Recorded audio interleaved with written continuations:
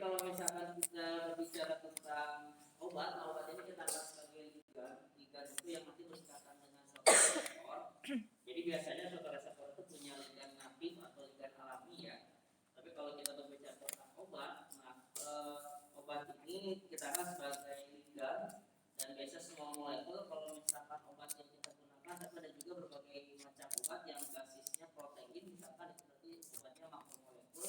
Saya kira di sini pelajarinya adalah yang sebagai small molekul, dan nanti kita bisa pelajari interaksi antara obat dan reseptor ini pasti berhubungan dengan pembentukan kompleks ya dari obat dengan reseptor tersebut. Semakin dia terikat kuat dengan reseptor sehingga membentuk kompleks yang lebih stabil, maka harapannya obat tersebut bisa lebih aktif dibandingkan yang kurang terikat kuat membentuk kompleks. Oleh karena itu, di sini nanti terlibat juga energi, ya ada afinitas obat. Afinitas itu lebih ke arah nanti dia aktivitas yang berhubungan dengan terikatnya kestabilan kompleks tersebut, ya. Dan dengan keseimbangan di sini ya, kalau misalkan kita lihat dari keseimbangan, dia bisa kalau misalkan tetapkan keseimbangannya KD, dimana kalau misalkan semakin banyak kompleks obat reseptor yang terbentuk, pasti harganya semakin kecil ya. Semakin kecil, maka dia pasti akan semakin harapannya stabil, terbentuk banyak kompleks yang terbentuk. Karena bisa saja nanti tidak suka gitu bentuk kompleksnya, atau misalkan dia tidak kuat katakannya, itu bisa dipelajari. Nah ini juga biasanya kalau di obat-obatan di pasaran ini biasanya KD ini digunakan ya sebagai konsentrasi yang dibutuhkan untuk capai keseimbangan 50%. Artinya kalau misalkan kita inhibitor enzim rata-rata KD-nya 20 nanomolar, maka biasanya pada 20 nanomolar itu artinya 50% enzim berada pada keadaan kompleks dengan obat. Nah jadi disinilah biasanya kita menggunakan nilai KD itu seperti itu ya. Nah, ada hubungan antara nilai KD dengan energi bebas Gibbs ya. Delta G sama dengan kita tahu rumus delta G adalah min 2,303 RTOK, di mana K ini kita tetap keseimbangan. Kita bisa gantikan dengan nilai KD, atau bisa kita juga delta G itu sama dengan entalpi min P delta S ya, di mana entalpi ini dia akan berkontribusi terhadap interaksi elektrostatik. Nah, seperti ikatan nitrogen, Walsh, kalau misalkan delta S, dia kontribusinya terhadap nanti fleksibilitas dari suatu molekul. Jadi kalau molekul tersebut bisa atau tidaknya ini ya bergerak dalam suatu protein, maka itu memiliki fleksibel, dia posisinya itu menentukan posisinya tertentu sehingga dia bisa berikatan dengan reseptor yang banyak. Nah, kalau dalam keadaan fisiologis kita anggap T-nya itu adalah 310 derajat Kelvin, maka kita bisa tuliskan bentuk delta G-nya sebagai berikut. Makanya kalau misalkan secara komputasi, misalkan kita atur suhunya seperti suhu fisiologis, atau misalkan kita atur selain suhu pH-nya juga, sehingga ini bisa kita prediksi secara in silico seperti itu ya. Nah, untuk nilai KD ini umumnya 10⁻⁻² sama 10⁻12 ya. Afinitas yang dihasilkan min 10 sampai minus 70 kJ/mol kalau misalkan dalam larutan air.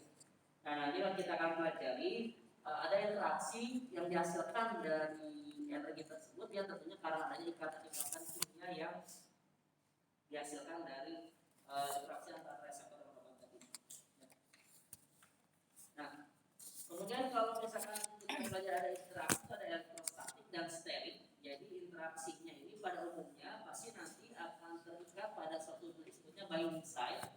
Binding site itu adalah sisi yang dimana nanti terjadi ikatan ya antara reseptor dengan obat. Dan interaksinya ini bisa intramolekul atau intermolekul. Kalau intramolekul seperti DNA contohnya ya, kalau intermolekul ya harapannya obat dengan yang reseptor, makanya disebutnya juga istilahnya nanti karatan non kovalen, artinya yang memang intermolekul seperti itu ya. Nah, ini beberapa data energinya, kira-kira kurang lebih energinya 200 sampai 400 kJ per mol.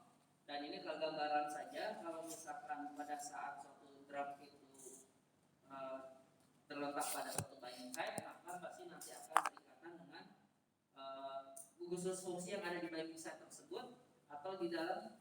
Oh, udah telat Mbak. Absen aja kalau. Iya.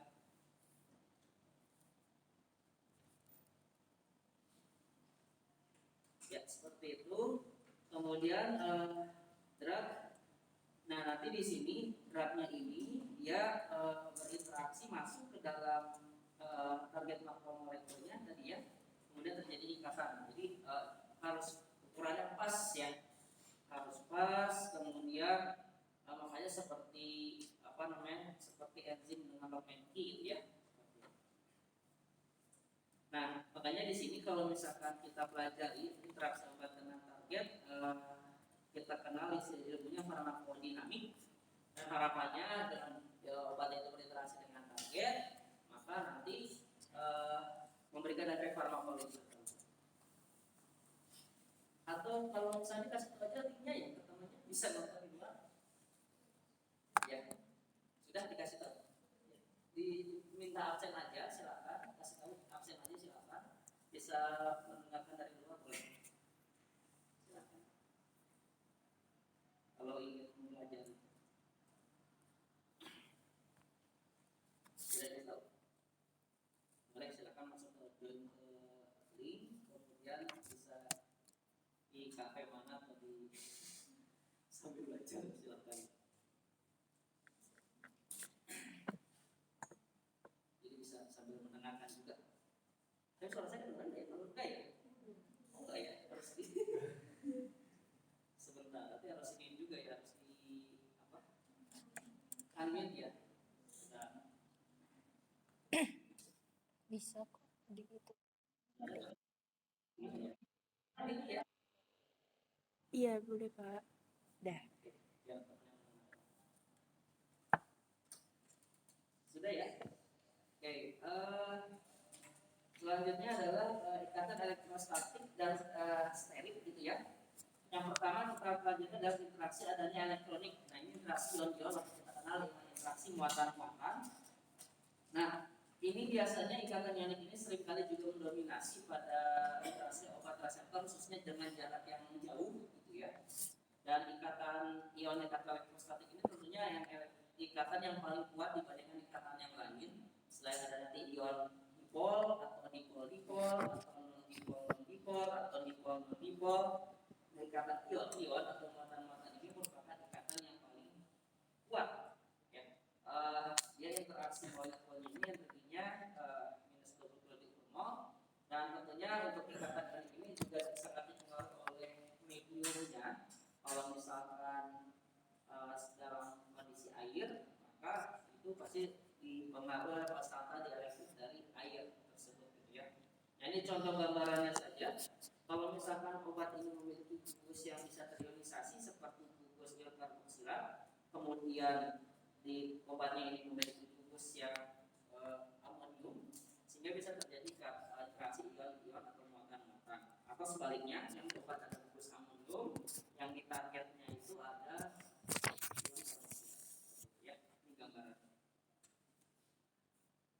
Oke, selanjutnya untuk senyawa yang kationik maupun anionic, biasanya kalau misalkan di obat ya strukturnya ini agar punya gugus yang mudah terionisasi, biasanya kita tambahkan asam karboksilat atau misalkan atau nitrogen pada heterosiklik, yaitu azan heterosiklik itu artinya senyawa yang memiliki siklik tapi ada atom nitrogennya. Nah ini nanti ini itu harapannya bisa terprotonasi sehingga jadi ion. Kalau yang karboksilat dia bisa terdeprotonasi kehilangan nitrogen menjadi CO- ya.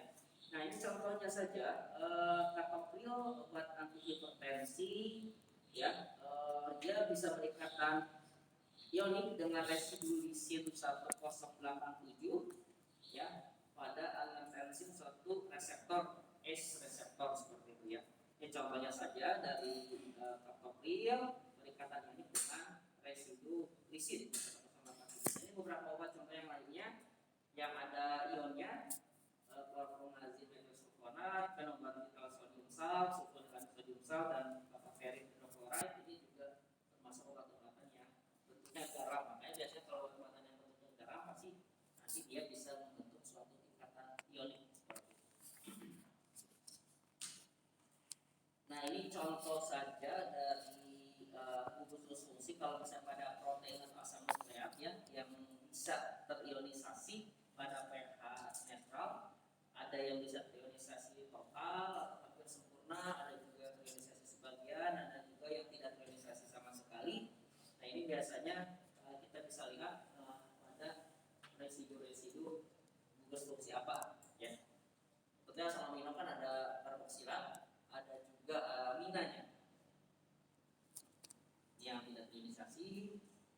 Nah, selanjutnya adalah ion dipol. Ion dipol itu tentunya berbeda dengan ion ion. Kalau dipol itu dia karena ada perbedaan elektronegatifan di antara atom dengan atom ya. Jadi kalau misalkan kita punya senyawa karbonil atau fungsi karbonil, tentunya C dengan oksigen lebih elektronegatifnya O, sehingga yang O di sini akan menarik elektron yang ada di ikatan V, sehingga dia kecenderungan bahwa yang O ini nantinya akan parsial bermuatan negatif, yang C ini akan yang bermuatan positif gitu ya. Nah, jadi memang kerapat elektronnya pasti akan berbeda. Nah, inilah yang disebutnya dengan dipol, memiliki muatan, memiliki polaritas, memiliki ya kutub lah ya, sama saja. Nah, tapi tidak sampai mengion gitu ya, tidak sampai ini. Jadi makanya lambangnya biasanya ya seperti ya sigma seperti ini gitu ya. Ada plus, ada minus, artinya di sana ada terjadi dipol. Jadi kita gambarkannya tidak seperti mengion seperti ini.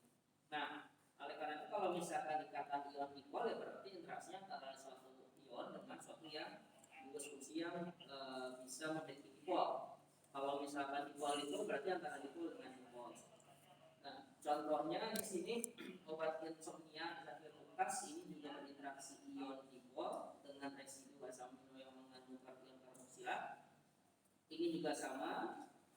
Kalau ini interaksinya adalah dipol-dipol yang OH dengan nitril ya. Ini adalah dipol-dipol.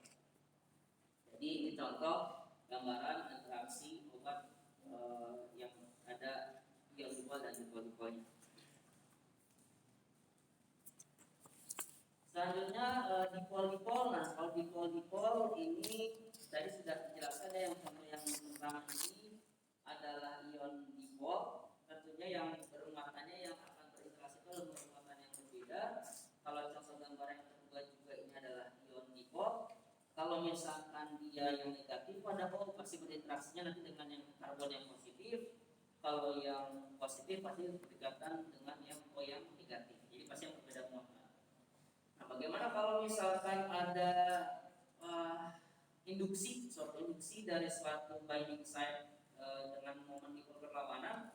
Nah, ini contohnya adalah misalkan suatu dipol ya, dipol momen, dan dia di gambaran ini kalau misalkan di binding site tertentu, ya tentunya nanti akan dia bisa menginduksi ya, sehingga bisa terjadinya kalau ini kerapatan elektron ya, yang seperti ini. Jadi kalau misalkan kerapatan elektronnya seperti ke arah sana, berarti nanti di binding site ini tentunya karena elektron tarik menolak, makanya pasti akan bergeser ke arah sana elektronnya, karena ada elektron di sebelah sini, sehingga di sini pasti akan cenderung bermuatan positif ya, dibandingkan yang di daerah sini cenderung bermuatan negatif. Nah, ini seperti terinduksi nanti ya. Jadi ini menyebabkan adanya interaksi yang berbeda arah berlawanan karena adanya seperti induksi dari suatu dipol ya.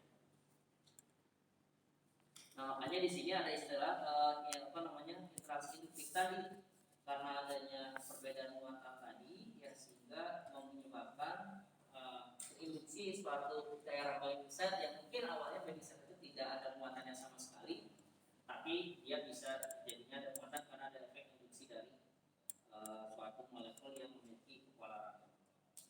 Dan jadi setiap interaksi itu pasti ada energi yang dihasilkan ya dari setiap jadi makanya nanti kalau misalkan di secara komputasi itu berarti yang itu sebenarnya gabungan dari interaksi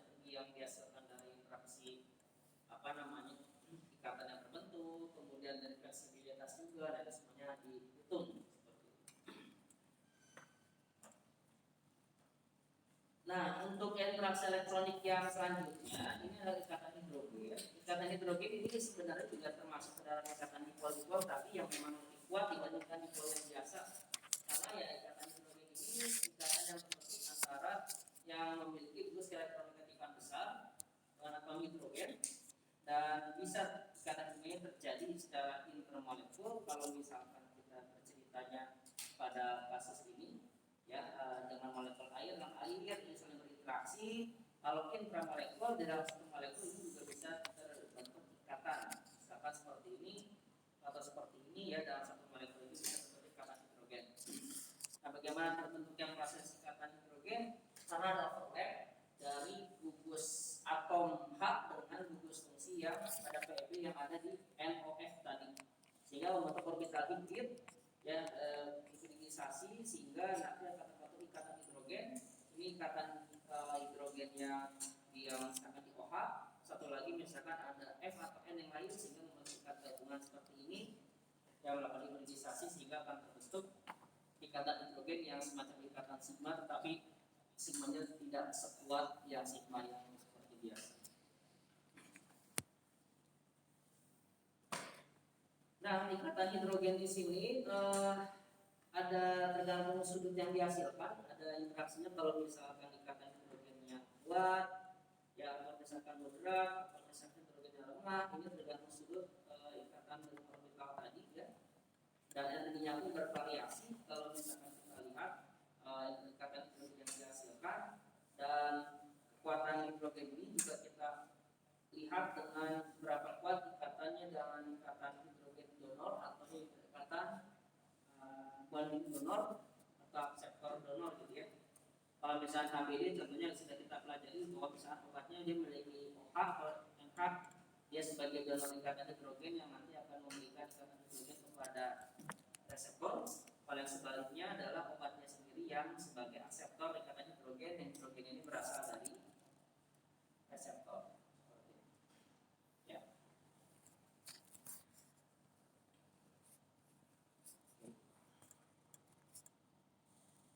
Nah, tentunya gugus-gugus fungsi yang bisa berikatan hidrogen adalah gugus OH dan NH2. Nah, HBA-nya harus bersifat elektronegatif dan ada memiliki paralel seperti O dan N. Nah, kalau misalkan yang N, dia tentunya punya dua pasangan elektron bebas. Kalau S1 ya, kalau oksigen memiliki dua PeB. Nah, nanti dihasilkan ikatan hidrogen yang tergantung dari PeB-nya tersebut. Nah, kalau atom-atom yang lain bagaimana? Kalau misalnya contoh adalah sulfur ini dalam satu golongan ya, itu kan golongan A dengan oksigen. Nah, meskipun dalam satu golongan, tetapi elektronegatifannya ini akan lebih lemah dibandingkan oksigen. Ini karena ukuran sulfur itu lebih besar dibandingkan oksigen. Karena dalam bawahnya dalam jari-jari atom akan semakin besar. Nah, kalau misalkan ukuran jari-jari atomnya semakin besar, pada saat dia overlap tumpang tindih yang digambar tadi ya, dengan orbital H1H yang kecil, ini kurang efisien. Sehingga kenapa dengan S yang masih dalam satu golongan dengan yang oksigen itu tidak membentuk ikatan hidrogen sekuat dengan O seperti itu. Itu alasan kenapa meskipun elektronegatif tapi sulfur tidak bisa berperan untuk ikatan hidrogen sebagai akseptor seperti itu ya. Kalau fluor bagaimana? Nah, kalau fluor ini dia juga punya 3 buah pasangan PeB ya. Dia juga tidak bisa berperan sebagai BA yang kuat gitu ya. Karena F ini terlalu elektronegatif sehingga tidak bisa berinteraksi melalui ikatan hidrogen, kecuali kalau misalkan F-nya ini dalam bentuk ion F- gitu ya, baru ini bisa berperan sebagai akseptor ikatan hidrogen yang sangat kuat. Nah, oleh karena itu kalau misalnya kita kelompokkan yang bisa ikatan hidrogen ini ada ikatan yang sebagai akseptor ya. Ada yang kuat, kalau kuat ini biasanya ikatan hidrogennya yang ion-ion, ada hidrogen dengan O-, yaitu bisa sangat kuat. Kalau yang moderat, contohnya ya gugus-gugus fungsi yang seperti ini ya, yang netral, ya karboksilat, alkohol, eter, amina, keton atau misalkan ester atau amida sama saja. Kalau misalkan yang lemah, sulfur, fluor, Cl, benzen, alkuna, ini semua bentuk ikatan hidrogen akseptor yang lemah seperti itu. Nah ini contoh ikatan hidrogen. Kalau misalkan secara lihat obat antibiotik vancomycin ini berinteraksi dengan dinding bakteri ya. Dia terbentuk ikatan hidrogen pada lisin, pada alamin ya. Jadi ada ikatan hidrogen nih, ikatan hidrogennya terbentuk ini, kemudian ada yang netral itu, ada yang juga terbentuk ikatan hidrogen yang ion, yang kuat, kemudian yang netral, ya ini juga terbentuk ikatan hidrogen. Nah ini contoh gambaran saja terbentuk ikatan hidrogen dari obat antibakteri ya, dari vancomycin pada saat lihatnya ke bakteri. Ikatan hidrogen juga kalau misalkan kita telah pelajari pada saat di biokimia, ini adalah ikatan yang juga membuat perubahan struktur ya. Kalau pada DNA, kenapa DNA itu bisa berbentuk alpha helix atau protein itu bisa berbentuk alpha helix atau misalnya beta sheet. Nah ini nanti itu karena ada pengaruh ikatan intramolekul sehingga membentuk semacam alpha helix atau beta sheet dari DNA sendiri. Termasuk pada protein juga dia membentuk struktur primer, sekunder, atau tersier itu polling lipatannya itu juga sangat dipengaruhi oleh suatu ikatan kimia. Sampai ini ada yang bertanya kata dulu silakan.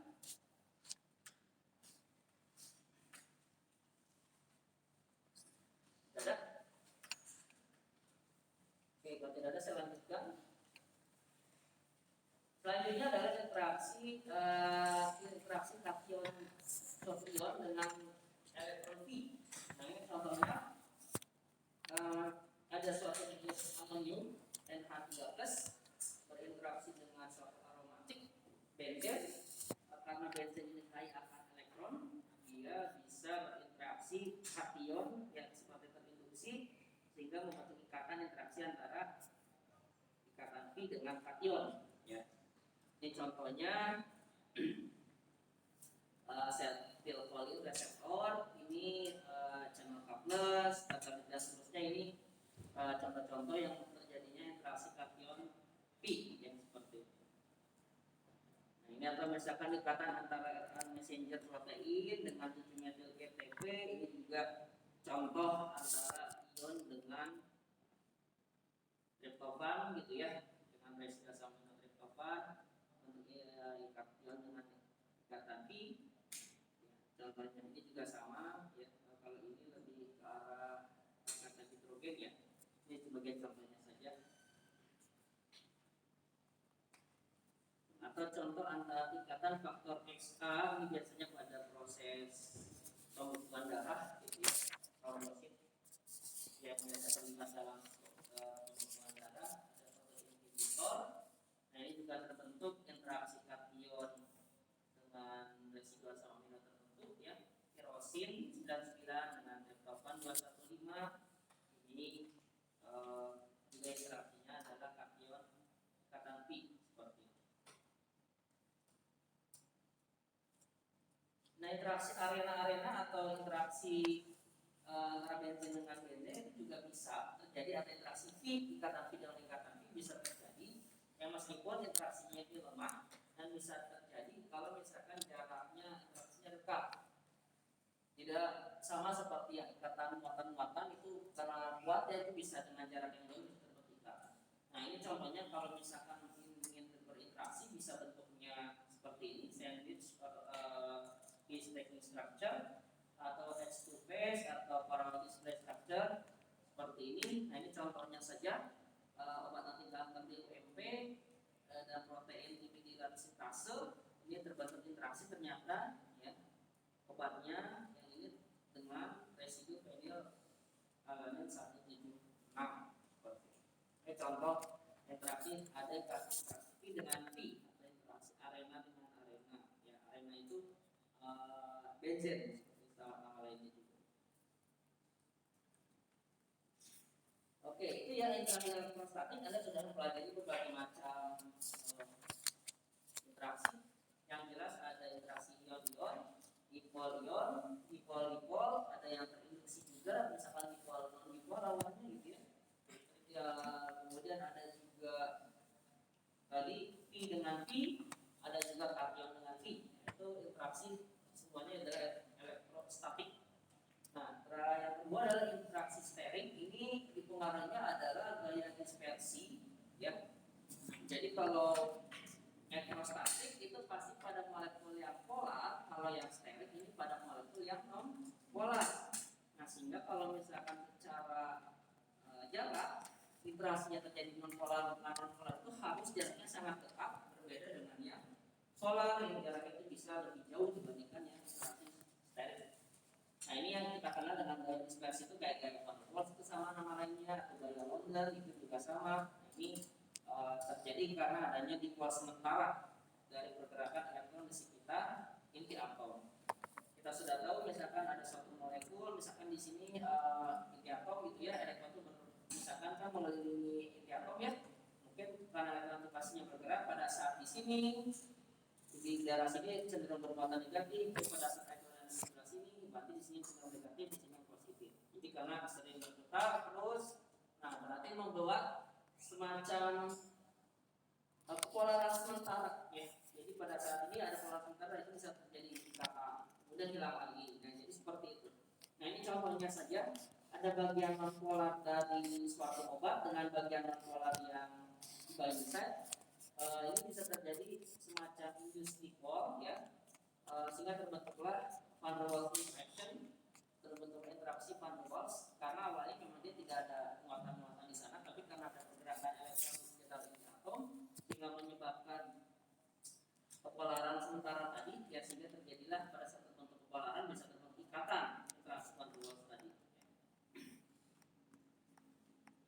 Nah, oleh karena itu kalau misalkan kita lihat ini ada berbagai macam energi dari ikatan-ikatan yang kita sudah pelajari berbeda-beda ya. Nah, jelas energi yang tergantung biasanya kalau delta G atau energi bebas Gibbs yang dihasilkan dari mempelajari semakin rendah energi yang dihasilkan, artinya dia semakin stabil. Oleh karena itu kalau misalkan dari kita memprediksi energi dari suatu in silico komputasi, kita bandingkan dengan obat senyawa kita misalkan ya, kalau misalkan kita di pemodelan komputasi ternyata energinya lebih kecil dibandingkan dari obat kontrolnya, itu artinya lebih prospek misalkan, karena memberikan lebih ya, walaupun secara in silico gitu ya, seperti itu. Tapi juga secara in vitro atau in vivo. Oke. Ini sebagai contoh kasus ya. Atau mungkin ada yang menanyakan dulu?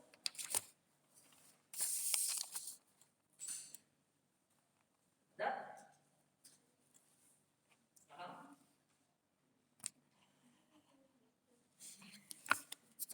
Ada yang menanyakan enggak? Kalau yang belum paham silakan menanyakan. Bisa dipahami semuanya? Bisa apa enggak jawab tuh? Ya kalau enggak ya bilang enggak, kalau ini kayaknya anak kecil ditanya siapa? Anak kecil juga kadang jawab kalau ditanya ya. Ini orang dewasa bisa apa enggak, ngerti apa enggak? Hah?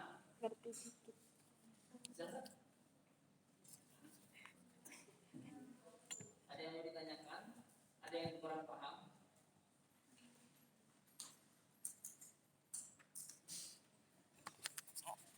Dari mata kuliah lain sama nggak sih kita apa di saya ini? Aduh. Benar nggak ada yang ditanyakan? Sudah ngerti semua? Ya sudah. Di bagian interaksi kation sama P itu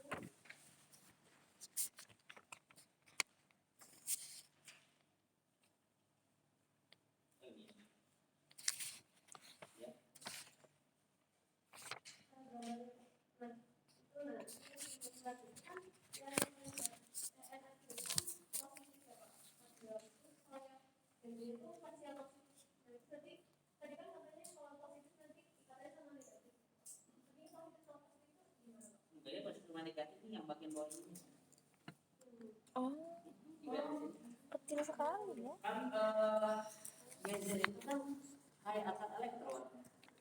Ya, ada elektron di sini kan. Ada yang kanan tiga.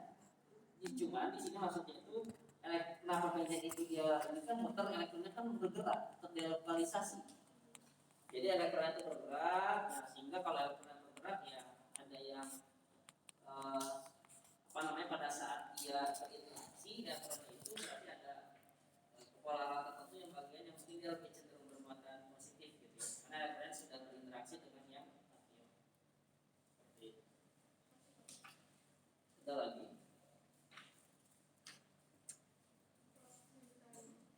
Yang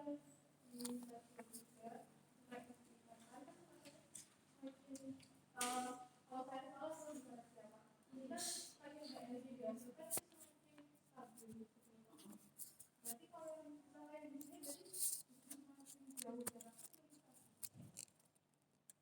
Oke, ini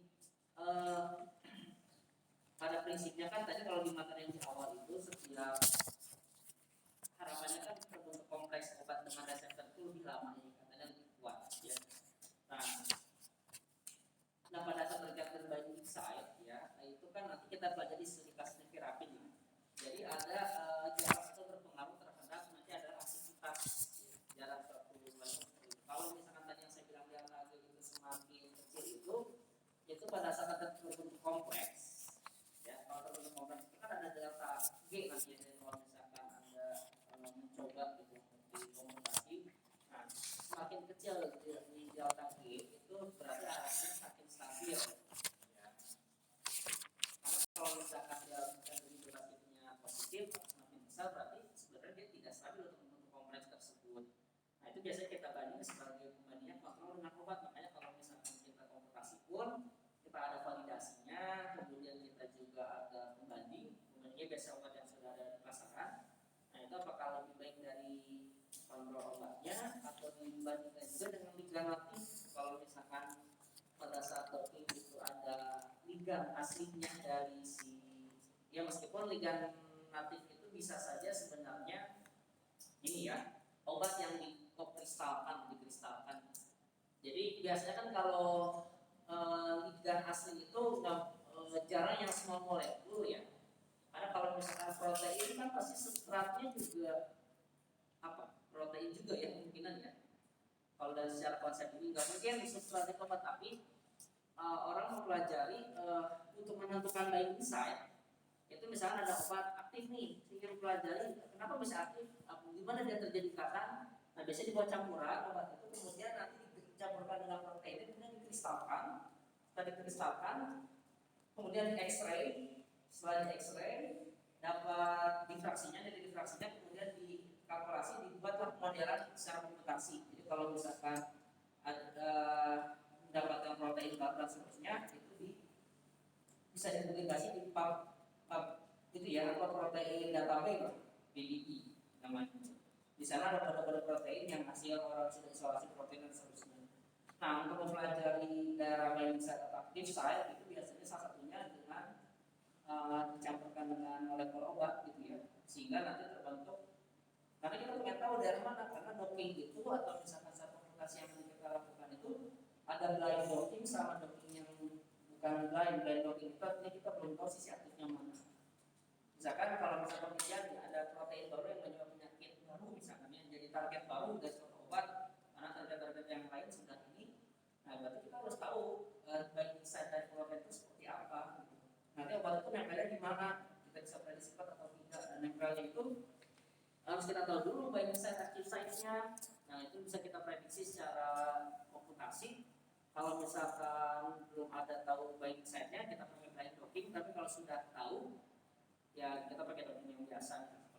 Nah energi yang tadi yang dihasilkan itu kalau misalnya dengan natif ligan atau dengan obatnya itu ternyata energi yang dihasilkan kompleksnya itu lebih rendah, itu biasanya lebih stabil. Kemungkinan mungkin lebih prospek untuk dilanjutkan secara in vitro. Nah jarak ini nanti hubungannya ini hanya lebih karena ikatan ion itu sangat kuat sehingga itu dengan jarak tertentu yang lebih jauh dibandingkan dengan yang dipol-dipol itu bisa terbentuk ikatan gitu, karena interaksi elektronik itu kan sangat kuat tarikannya dibandingkan yang non-dipol. Nah kalau ada non-dipol itu bisa terjadi kalau misalkan bertemunya jaraknya lebih pendek seperti itu. Gitu. Ada lagi? Oke, ini contoh aja ya, kita pelajari nevirapin nih. Orang mempelajari dokternya nevirapin ini obat anti HIV dengan menargetkan HIV1-RT atau reverse transkriptase. Ini biasanya digunakan secara klinis orang yang kena HIV, digunakan monoterapi, tetapi ternyata ini bisa terjadi cepatnya resistensi karena adanya mutasi enzim dari reverse transkriptase. Kemudian disintesislah berbagai macam turunan nevirapin generasi 2. Ini contohnya kalau misalkan tadi protein itu kan sangat besar ukurannya ya. Ada ini kan berarti struktur protein yang bisa tersier atau tersier jadi quaternary gitu ya. Ada yang kemudian nevirapin itu berinteraksinya pada bagian tertentu yang di sini misalkan ya. Nah ini dimodelkan seperti ini. Nah ini kalau gambarannya yang seperti ini atau yang sebelah kanan itu juga sama ya, gambaran yang di secara molekulernya seperti itu. Nah, kemudian dipelajari di daerah yang itu di screenshot lagi dilihat ini kita pelajari ternyata nevirapin ini berinteraksi dengan apa saja. Ada lisin 103, tirosin, isosin, kemudian triptofan 229, valin 106 dan seterusnya, fenilalanin 227 dan seterusnya. Nah, ini interaksi yang dihasilkan ini lihat aja misalnya ada yang jaraknya misalkan digambarkan ada yang kurang dari 3,5 angstrom, ada yang jaraknya antara 3,5 sampai 3,8 angstrom. Nah ini bisa kita lihat gitu. Jadi nanti di sini dengan secara komputasi kita bisa melihat dia berinteraksinya dengan residual amino apa saja. Nah ini untuk mempelajari berarti kita tahu ini bisa seperti ini ya bisa dikomputasikan. Nah kalau ini kodenya Y, L, kalau masa di biokim juga sudah pelajari yang punya Pak Amin ya. Berdasar amino kan apa ya tahu ya? Ada L, D, gitu, K gitu ya. Ini harusnya sudah di biokim itu disampaikan paling tidak K, I itu kode untuk asam amino apa saja. Nah ini ceritanya kemudian dibuatkan generasi kedua sintesis misalkan mendapatkan jalur sintesisnya saja dari mendapatkan penggunaan misalkan 2 sampai 9, kemudian juga didapatkan juga turunan yang 11 dan yang 10.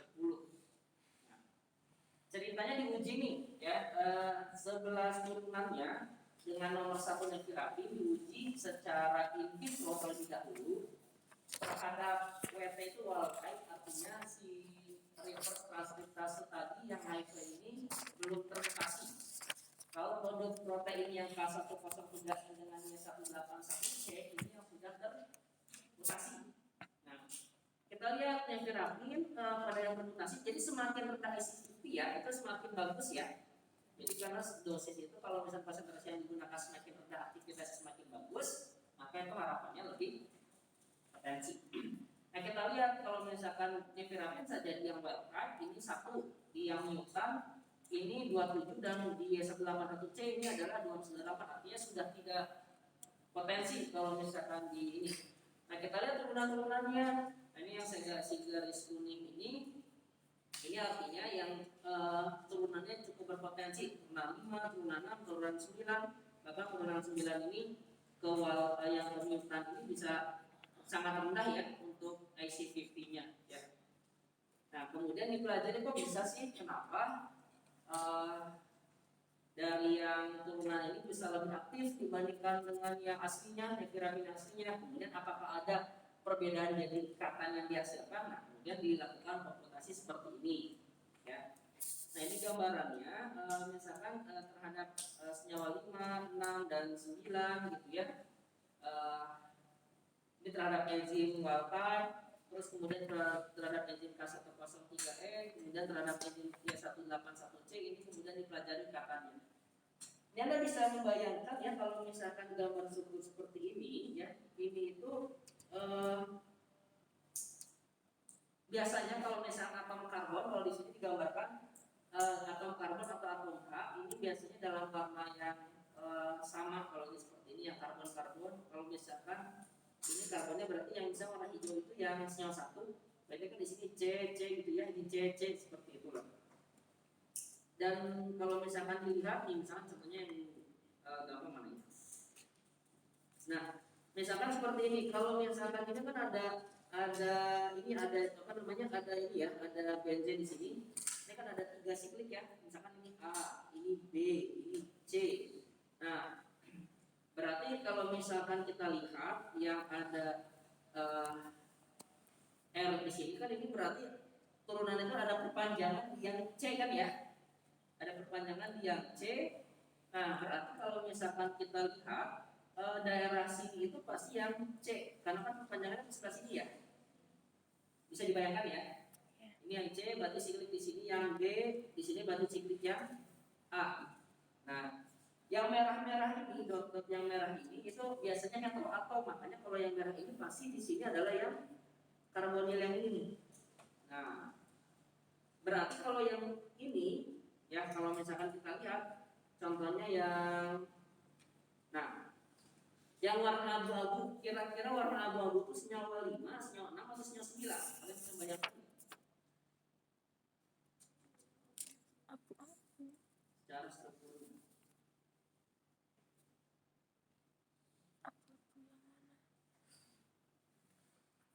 Ini yang kalau yang hijau di sini ada gambar segitiga, pasti segitiga itu bagian yang bawah sini nih. Nah, kalau abu-abu senyawa 5, senyawa 6 atau senyawa 9 kira-kira? Abu-abu.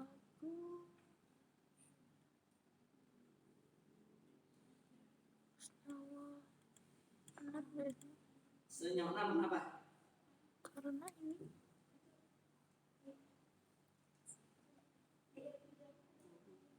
Gimana? Oke, ini dilihat dari yang merah ini ya? Ya, betul. Ini adalah senyawa 6 ya, karena ada oksigen yang heteroatom ya. OCH3, dan sini ada C lagi, ini ada H, ada H, ada H. Nah, jadi bisa terbayang ya. Oke, itu ditambah poin ya langsung. Namanya siapa? Oh ya, oke, silakan. Itu senyawa 6. Oke, nah, dilihat, dipelajari seperti itu, kemudian dilihat dari Gold score ininya, hasilnya kenapa senyawa 567 itu lebih aktif secara in vitro. Ternyata dari nilai Gold score-nya, kalau itu bukan dari dia tadi, ini dari Gold score, ini berarti pakai software-nya yang Gold yang berbayar gitu ya. Software token yang paling itu memang yang Gold gitu ya, software-nya, tapi memang berbayar. Kalau yang berbeda biasanya kita pakai gratisan gitu ya. Nah, kita lihat Gold score-nya itu lebih besar dibandingkan dengan yang nevirapin. Berarti kan sesuai antara in vitro dengan in silico ya. Kenapa? Berarti kompleks yang dihasilkan lebih stabil harapannya, gitu ya, lebih baik. Aktivitas secara in vitro-nya itu divalidasi secara in vitro, itu aktivitasnya memang lebih baik. Itu makanya kenapa in silico itu tidak bisa berdiri sendiri, harus ada dibuktikan juga secara laboratorium. Tetap saja yang namanya laboratorium itu tetap menjadi bukti yang lebih valid lah dibandingkan kalkulasi. Nah, kemudian dipelajari kenapa sih bisa lebih aktif senyawa 5 atau 9. Nah, ternyata pada senyawa 569 itu terbentuknya ikatan hidrogen dengan atom oksigen dari lisin 103 yang di sini dengan lisin 104. Nah, bayangkan kalau senyawa satu ini tidak terbentuk karena kan tidak ada perpanjangan. Ya, strukturnya kan cuma segini hijau ya.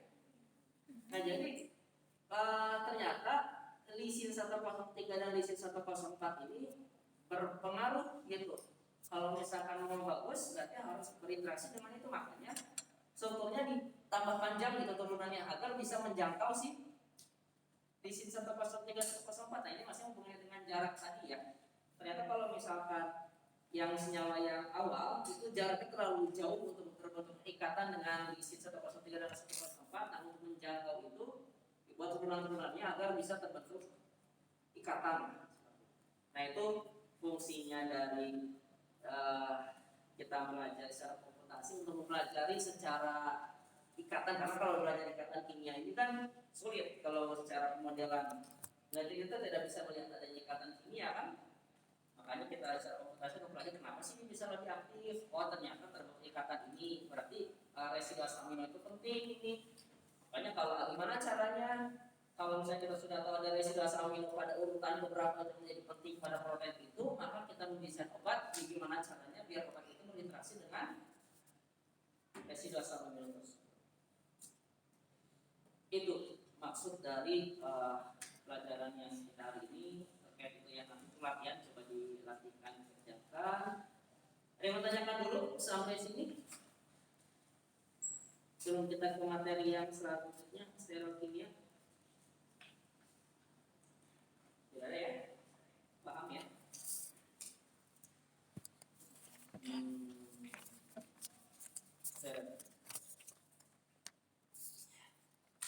Oke, di steril kimia ini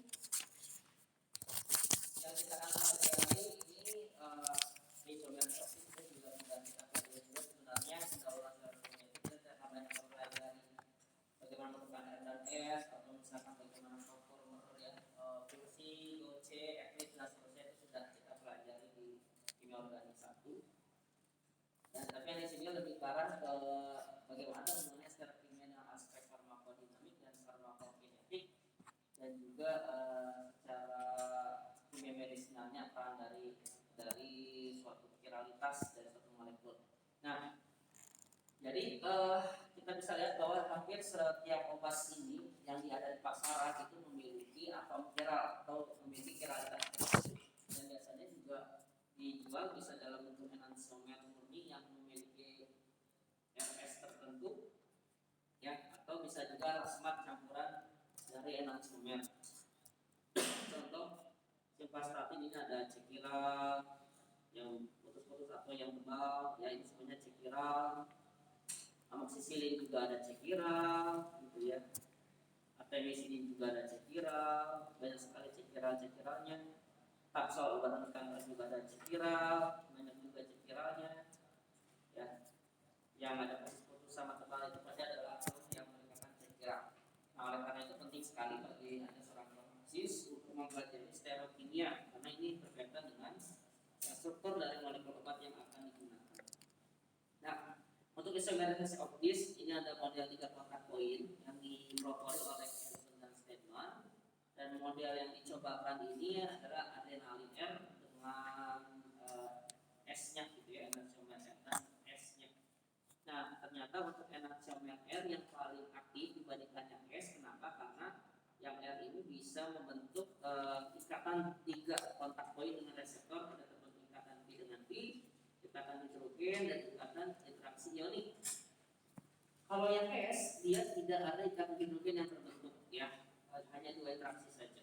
Kalau gambaran kanan itu hampir sama dengan gambaran kiri. Jadi kalau misalkan harapannya suatu atom kiral ini yang memiliki satu atom kiral, maka dia harus membentuk 3 kotak poin dengan suatu reseptor. Ini konsep dari yang disarankan Hansen dan Stedman ini. Ini juga gambarannya secara komputasi. Kalau misalkan kenapa bisa lebih R ini lebih dekat dibandingkan yang S, ini terbentuk ikatan dengan residu asam amino tertentu ya. Nah, kemudian ada istilah rasio selektivitas. Jadi obat atau molekul itu bisa kita lihat selektif atau tidak dengan berdasarkan nilai eulistic ratio. Ada istilah kalau misalkan eutomer ini adalah enantiomer yang memiliki afinitas tinggi ya. Afinitas itu tadi berinteraksi dengan reseptornya. Kalau misalkan interaksinya afinitasnya tinggi, dekat kuat, maka ini eutomer. Kalau yang afinitasnya yang rendah ini adalah distomer. Sehingga perbandingan antara eulistic ratio ini afinitas yang eutomer bagaimana dibandingkan dengan distomer. Kalau misalkan harapannya kalau misalkan dia afinitasnya tinggi gitu ya, berarti kan harapannya ya eulistic rasionya nilainya besar ya atau kecil. Nah, ini nanti di sini ada rasio tertentu untuk berdasarkan eulistic rasio ini. Itu Itu kita bisa menggunakan allosteric index, menggunakan log afinitas dari eukomer dan afinitas dari isomer. Nah, kalau rasionya ini sama dengan 2, berarti maknanya apa? Berarti kalau misalkan 2, misalkan jumlah dari eukomer dengan rasematnya itu 2:1, ya. Artinya aktivitasnya hanya terpusat pada eukomer, sedangkan isomernya tidak memberikan kontribusi signifikan.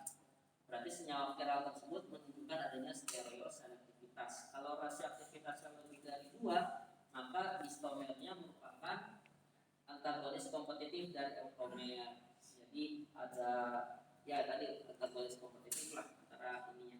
Kalau lebih kecil dari 2, isomer bersifat aktif, di mana isomernya bisa memperkuat dari aktivitas eukomer sehingga akan mengurangi selektivitas terhadap suatu reseptor. Kalau misalkan rasio aktivitasnya sama dengan 1, maka kedua isomer memiliki potensi sama, maka tidak bersifat stereoselektivitas. Gitu.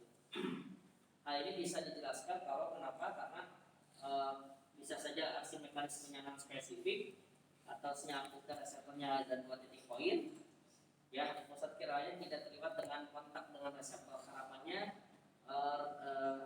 pusat viral ini tadi ya dengan tidak melihat kontak poin, dan harapannya pusat viral juga berperan dalam berinteraksi dengan reseptor. Diastromer ini kalau misalkan ada suatu molekul yang memiliki viralitas lebih dari 1, maka kita pasti memiliki diastromer tertentu gitu ya.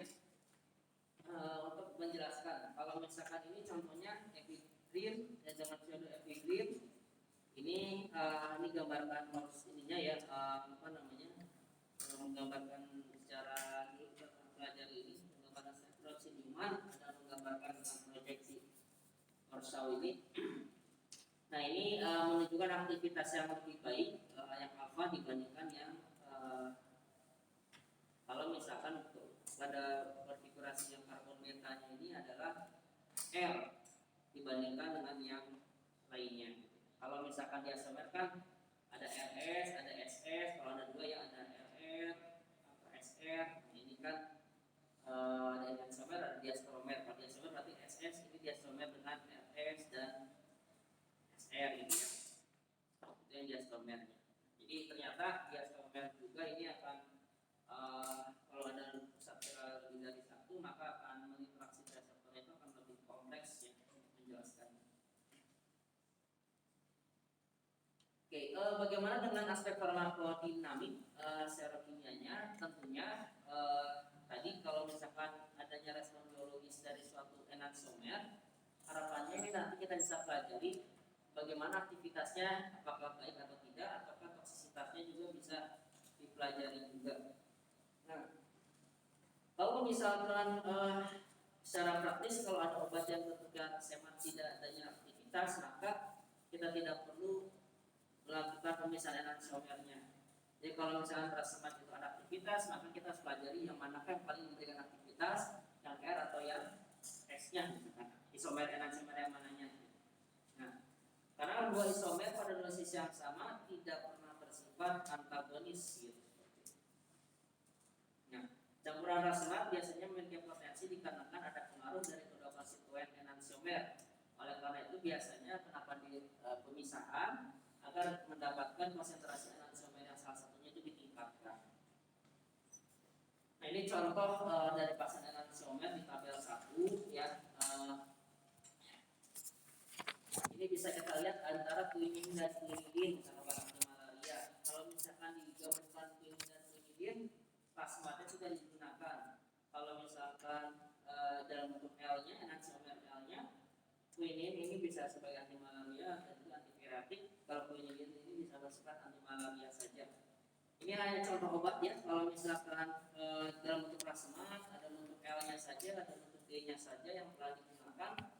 Pada prinsipnya kalau misalkan yang enantiomer yang L dengan D ini, yang R atau yang salah satunya S ya, atau L dengan D, bisa saja ini ada kenapa L dan D itu memutar bidang polarisasinya ke kanan atau kiri ya, tanda L dan D. Nah ini memberikan efek yang berbeda ya. Yang satu misalkan levoprovoksifen, yang satu antitusif, ternyata yang satunya analgesik. Yang satu imunostimulan, yang satu antidepresan. Jadi ini menunjukkan bahwa perbedaan enantiomer ini menghasilkan sifat aktivitas yang berbeda. Jadi penting untuk mengetahui fungsi dari aktivitas mana dari enantiomer yang kita inginkan. Kalau para farmakokinetik pada prinsipnya terhadap adneknya, ya, pada prinsipnya sih secara umum memang tidak terlalu berpengaruh banget ya untuk secara kimia terhadap farmakokinetika, kecuali pada proses farmakokinetika ini melibatkan interaksi dengan protein tertentu, ya. Jadi kalau misalkan pada proses absorpsi dan distribusi, kalau misalkan obat-obatan tersebut melibatkan protein, nanti peningkatannya misalkan contohnya pada saat masuk di membran semipermeabel, kalau misalkan mekanismenya bukan difusi pasif, tapi misalkan peningkatan dengan protein transport tertentu, nah berarti kan dia harus peningkatan dengan protein transportnya ya. Nah kalau misalkan peningkatan protein transportnya itu membutuhkan ikatan yang tertentu dengan ada secara kimia tertentu, lalu itu berpengaruh terhadap proses absorpsi lebih baik atau tidak. Tapi kalau misalnya difusi pasif sih tidak terlalu banyak berpengaruh dari secara kimia, ini hanya faktor steric atau sifat kimia yang kita pernah pelajari sebelumnya. Nah ini contoh-contoh yang obat-obatan yang misalkan absorpsi lebih cepat atau apa, nah ini bisa dipelajari tersebut. Jadi karena memang melibatkan suatu transporter, maka itu penting secara kimia itu dipelajari. Ya. Pada proses distribusi ini juga salah satu contohnya L-dopa ini dibandingkan dengan yang D-dopa, yang isomer yang secara diinjeksikan untuk yang isomer negatif gitu ya, ini bisa lebih terdistribusi pada organ, itu juga sama apakah pada saat distribusinya itu melibatkan suatu transport atau tidak, itu juga sama. Terhadap metabolisme intinya substrat yang stereoselektif akan termetabolisme bersama dengan sistem biologis pada kondisi yang identik. Nah, kalau metabolisme ini juga sama ya, misalkan contohnya pada warfarin di slide selanjutnya. Ini kita contoh saja, S-warfarin dibandingkan R-warfarin. S-warfarin berbentuk senyawa S6-hidroksiwarfarin. Kalau yang R-warfarin ini terbentuk RS turunan alkoholnya, bisa juga RR karena dia ada asalnya warfarin ini punya satu pusat kiral. Kalau S-warfarin terjadinya tetap satu kiral, tapi kalau misalkan yang R-warfarin jadi ada dua pusat kiral, makanya akan terbentuk diastereomer. Ya, RS dengan RR seperti itu. Nah, jadi ternyata berbeda sterol kimia ini juga bisa berbeda produk metabolitnya. Kenapa? Ya tentunya ada protein yang nantinya terlibat dalam proses metabolisme. Ya, kalau misalkan sterol kimia tertentu itu berperan pada saat metabolisme dengan protein tertentu, ada protein yang bisa bermetabolisme obat. Nah, itu sterol kimia itu pegang peran penting sehingga menghasilkan produk yang ini. Makanya ini juga bisa digunakan toksisitas ya. Kita bisa pelajari apakah produk dari metabolisme yang bersifat toksik atau tidak. Nah, kalau misalnya ada hubungannya dengan sterol kimia, makanya jangan menggunakan yang sterol isomer yang R ya, atau enantiomer yang S misalkan, karena dari produk dari metabolismenya itu menghasilkan produk yang toksik. Misalkan seperti itu, bisa kita pelajari. Kalau terhadap ekspresi juga sama, sebenarnya tidak berhubungan dengan proses filtrasi dan enantiomer tertentu, kecuali kalau misalkan nanti berikatan dengan carrier atau pembawa tertentu ya, yang nanti lebih secara selektif. Contohnya misalkan di obat indolor, parafin, isopiramin, ini karena melibatkan suatu protein carrier atau pembawa. Nah tentunya secara selektivitas ini juga dipercaya berperan penting dalam proses ekspresi ini. Jadi selama itu tidak ada pengaruh terhadap proses filtrasi terhadap secara kimia, yang tidak berpengaruh gitu. Karena filtrasi hanya penyaringan saja, ukuran molekul dan seterusnya gitu. Tidak ada proses Nah ini terakhir yang distribusi obat viral. Ini saya ambil jurnalnya tahun 2018, mungkin ada yang lebih terbaru ya. Tetapi 2018 ini dia mengambil datanya sampai tahun 2002, karena mungkin yang akan pengembangan obat kan tidak cepat ya, lama. Jadi jurnal yang 2000 ini mungkin mengambil datanya reviewnya yang tahun-tahun lalu seperti itu.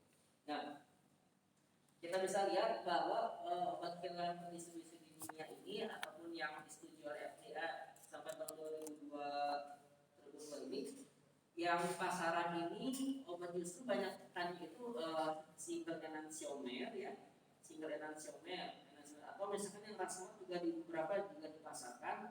Nah yang sisanya adalah senyawa yang tidak memiliki kiralitas atau misalkan bukan akiral gitu ya. Jadi ternyata ya kayak contohnya obat yang apa ya, paracetamol kayaknya itu nggak ada kiralitasnya, jadi ya namanya akiral gitu. Jadi tidak spesifik kerja obatnya gitu ya, dan mengikat seperti itu.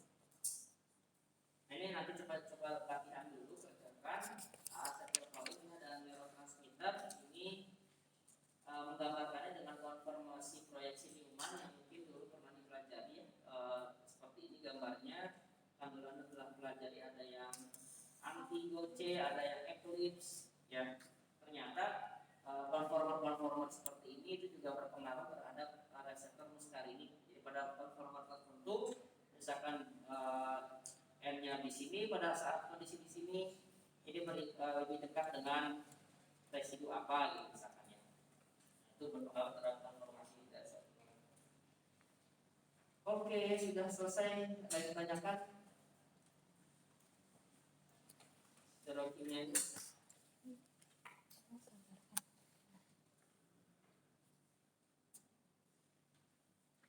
Tugasnya ada kendala?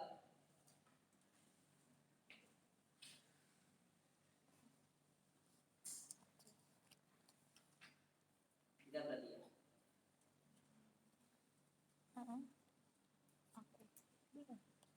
Kalau misalkan tidak ada harapannya obat yang Anda gunakan itu ada karena poin secara kimia itu masuk penilaian juga ya, poin. Mudah-mudahan pada saat kajiannya juga ada ya secara kimianya, kemudian juga hubungannya dengan kalau ada data komputasinya itu akan lebih baik ya. Kalau tidak ada silakan kalian boleh